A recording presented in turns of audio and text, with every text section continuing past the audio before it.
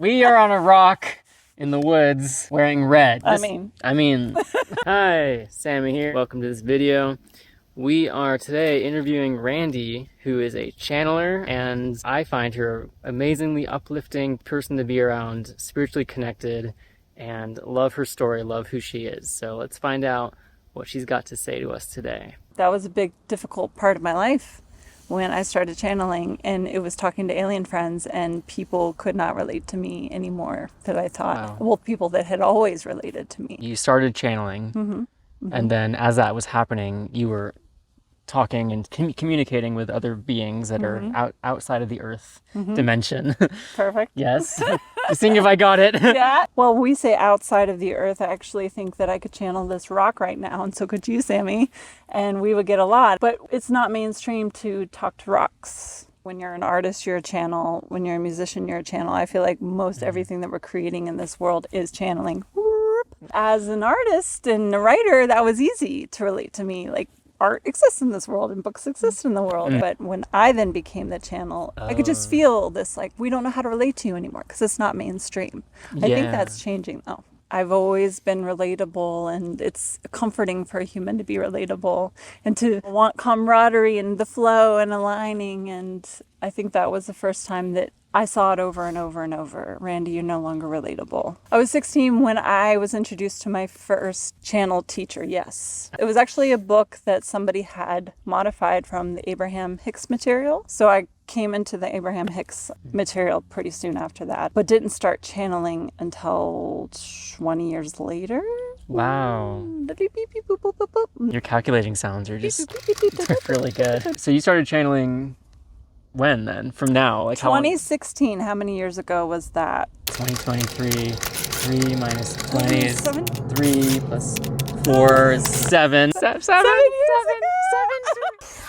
Oh, God. So 7 years ago, 7 or 8 years ago, you started channeling. Walk me through that moment. Oh, so fun. So fun. I never used a pendulum before, but we were doing astrology charts. That's what you do in Asheville. You look at your astrology charts at Christmas. I was concerned with my birth time, and somebody said, your body knows when you were born. I was like, well, how do I ask my body? And somebody gave me a pendulum, said, ask your body when you're born. Pretty simple concept. I mean, it's true. We were there, right? Part of us knows these things. There was such a wide response with pendulum, the swinging thing, that I started asking more and more and more and more questions, and that evolved into being able to automatic write.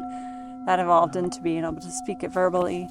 And all of that took about, maybe to really verbally channel with confidence, about 4 months. It's evolved over 7 to 8 years. But when I channel now, the biggest tip I would give anybody, I would give myself 7 years ago, is get out of your own way. So in other words, as a conscious channel, my doubts and fears as Randi are still present. It only makes for what I would judge as an awkward delivery, but I feel like so many of these energies are so loving and patient. So the more I relax and trust, which is, I think, is great advice, life advice. Yeah. Across relax the and board. trust. So you relax and let, and you allow. What exactly? I would say higher vibrational, or even I'd prefer the word more expanded in vibration and frequency energies, which I believe that it's all us. You know, we are the universal multiverse. We are source energy, whatever you want to call it. And so really it's that relatable thing. You know, if I open myself up to finding relatability to all walks of life, including life that maybe doesn't walk, but has consciousness. And same as this rock, right? Relaxing and trusting and knowing that I am the rock and the rock is me. There's a portal, there's a confluence. Yeah, when you said that, I got this sense of just like bridge opening, and there's less separation between me and this rock or whoever and whatever it is. Right. I've had a number of experiences where my crown, my head feels like it opens, and I am directly communicating with, as if they're right in front of me, but in my mind's eye, a being. It feels like, to me, they know me.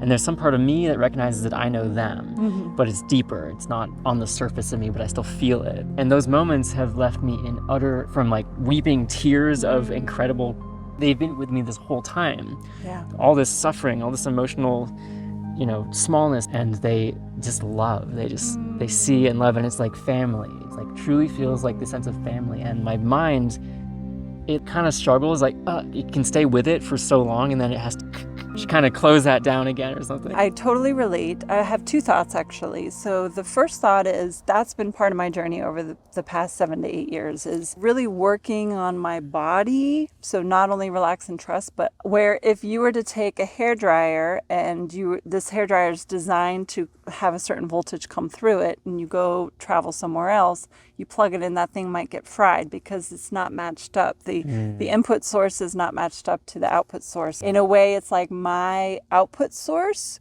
I'm having to eat really well, be really loving to myself, move really well. There's all kinds of things, right, that have happened over these past 7, 8 years to allow for me to bring more and more voltage, if you will, into the experience. And so when I hear you say there's at some point where we have to go, that's common. I have my own version of that. It feels like getting off of a roller coaster a little bit. And actually, I always say, like, I want to go again. Like, I don't know that it's tapped me so much, but I know what it feels like to go to that edge and be curious, and to be humble enough to know that I'm human for a reason. It's fun to find the edge and then grow into the edge. And then we have another edge, grow into it. But it takes a lot of me loving my physical body and energy field and nervous system. The second thing is when you talked about how this being knows you, or these beings know you and are so familiar, I instantly got this vision of these beings are also, could be you, or not even to use your example, to use my own example. I feel more and more that it's my higher expanded self who's looking after me. This unfamiliar energy can also be us in the future taking care of the past. Yeah, I just love that. Like whenever you say that, or I just remember, like, there's a future me that exists here that can actually communicate to me right now through us right now. 10 years ago, on my life, on your life, I'm sure there's like, wow, there was some support that I didn't even couldn't have possibly known about. Right. I totally believe in the angels and the guides and the earth spirits. I believe in all of that helping us. I also feel like one of the reasons I'm here is to remind us that we are also helping ourselves. That feels really real to me, that it is a collaboration, but to not deny the fact that as we evolve, we can reach back to, we are our own healers and saviors and helpers, really. I have moments, especially before channeling, before understanding a lot of this stuff, where I felt beautiful grace. And now in my life, I am now realizing like, oh, I got to give it to her. Oh, damn. Okay, got it. So I am becoming that grace. Wow, you are the grace that gave to the you that didn't know where it came from but got it. And you have memories of your older or younger you receiving grace. And so I feel both. And then you pause. Yeah. I just got a sense of like future you moving through you to give past you. I mean, it's all possible. You talk and we just... Not to say that I'm only ever healing, but that happens with age, right? You know, we become wiser. And so what do we do with this wisdom? We hope that somebody's there to hear it. We have an audience always. Wow. Right? Wow. Right? It's pretty wise. That feels really good. That was wise AF. Wise AF across the screen right now. On the mountain to the top.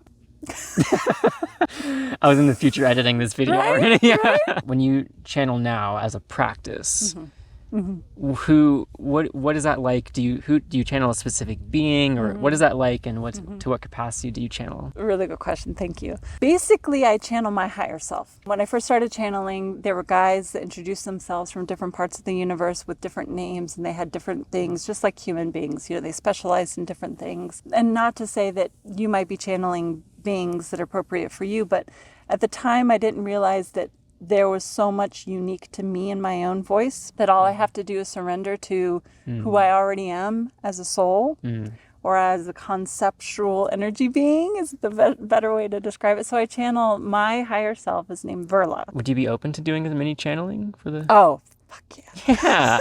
Sweet. Of course. Hello. We want to say hello first and foremost to you watching this video.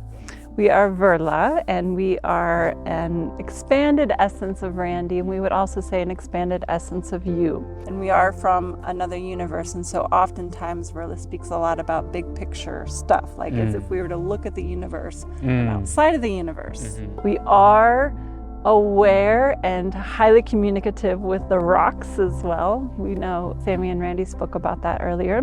We want to just say we exist in that great expansive world, we'll just say world, where there's consciousness in every beautiful thing that has ever been created and that you are creating right now. So when we're speaking to you in this video, we want you to know that you are way more powerful. We're going to say way, like can we get way with a lot of A's across the screen?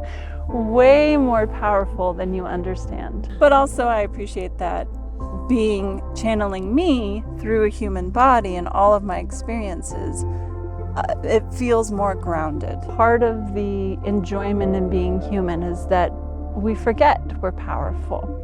We have this interesting exercise of forgetting that we are so magnificently loved, that the journey then becomes about reclaiming that love, reclaiming that love, reclaiming that love, and in your unique and special way. We want to also address the fact that you watching this video, because we acknowledge Sammy as having a beautiful gift of bringing people together. So if you're watching this video from our vantage, we see you not on your own, maybe watching this video, but we see you as a part of every single person who's tuning into this right now. And we would say that there's way more